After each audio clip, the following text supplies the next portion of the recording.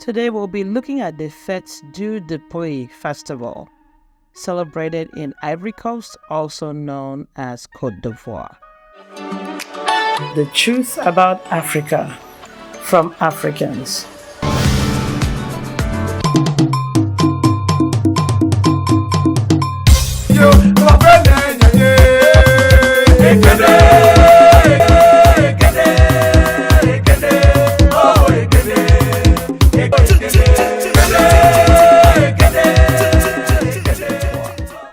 It is celebrated in April each year.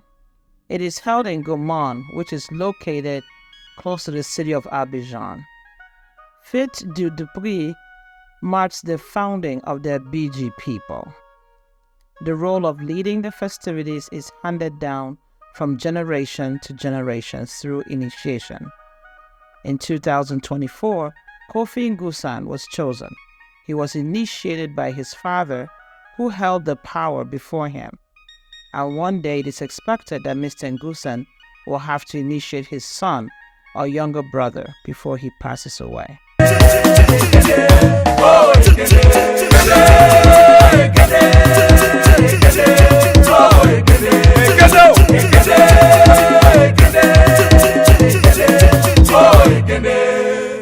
History has it that the BG people belong to the Akan group originating from today's Ghana.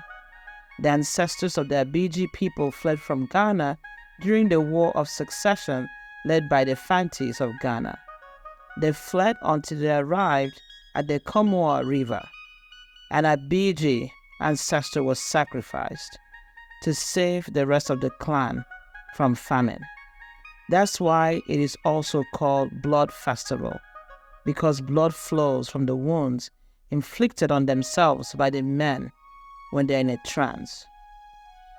During the festival, after purification, the initiates cut themselves in the lower abdomen with a sharp knife until they bleed.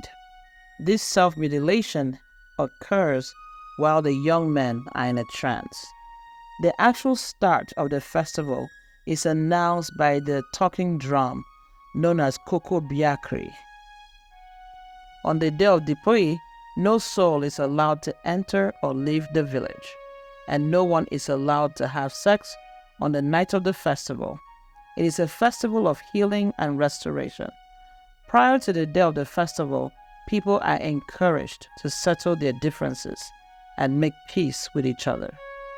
The Dipri begins at 4 p.m. Everyone is dressed in white in preparation.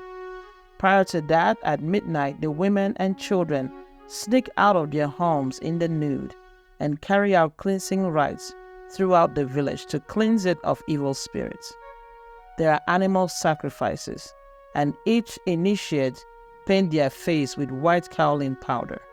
Some drip the blood of the animal sacrifice on themselves at daybreak. Some drip the blood of the animal sacrifice on themselves. At daybreak, everyone congregates in the village square at the leading of the festival leader. It is a rather gruesome festival to watch. There's eating of raw eggs and raw bananas.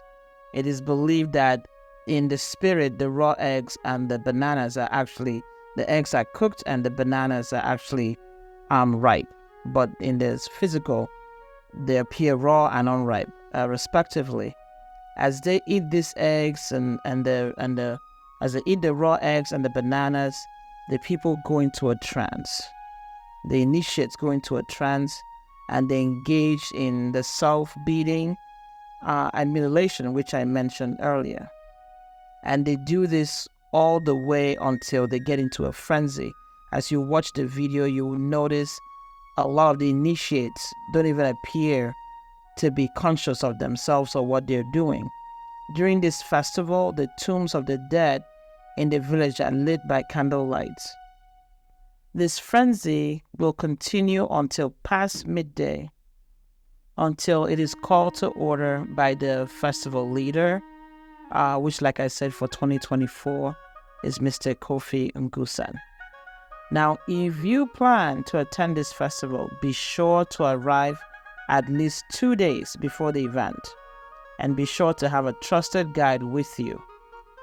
You will not be allowed into the village once the festival begins. Once the night watch begins, where the young women are out and about in the nude, doing the ceremonies and the cleansing, and you will not be allowed to leave if you're in the village. So you have to be willing and able to stomach whatever you observe and show respect. This is their culture. It's different, it is unique, and it's probably difficult to accept by most, but this is their culture. So you have to show respect for their culture and their beliefs and the way they celebrate it. And I believe in one of the videos, the young man is making a case for the fact that everything African is not demonic. Everything African is not satanic. Some things are simply what they are. You just don't understand them, and they're just not black and white.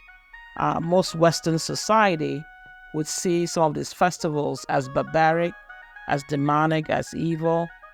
But a lot of these celebrants, they go to church. They are pastors. They are nurses. They are doctors. They are moms. They are farmers. They are engineers. But on this day in April, they remember the sacrifice of the ancestors that saved the life of the clan and allowed them to be alive today and living in a much more peaceful part of Africa as opposed to being in ancient Ghana. So just watch with an open mind and happy celebrating.